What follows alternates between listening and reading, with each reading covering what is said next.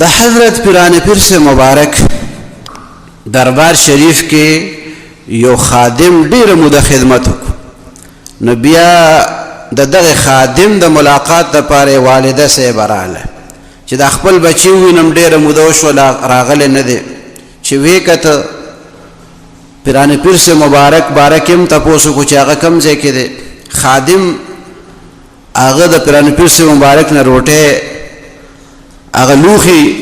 ډډې لکۍ دی بیا وکتل چې خو د چرګ اډوکي دي او بیا چې زوی سره ملاقات وکړو نو هغه به داسې څه د لنګر څه دال څه پیتي هغې ته ناستو نو بیا خفه شوه وایي پیر صاحب په خپله چرګ خوړلی دی او زما زوی چې دی نو څومره ډېر خدمت کوي په لنګر کې او وګوره هغه دالو ته ناست دی دا هم لا څوک انصاف به دې ته ووایي پیران پیر صاحب مبارک خبر شو چې بیا راغلی ده خو سخته ګیلمنه ده پیران پیر صاحب مبارک هغه زنانه ته بوډۍ ښځه وه هغې چې راغوښتې ده هغه د چرګ اډوکي هم پراته دي او هغه اډوکو ته پیران پیر صاحب مبارک فرمایي قم باذن الله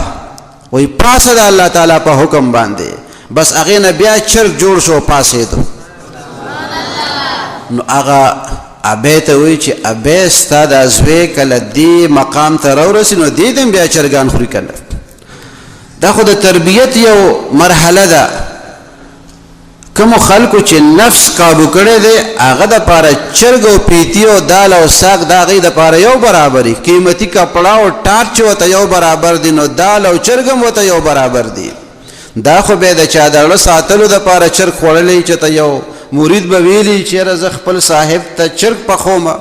نو د هغه د زړه د ساتلو دپاره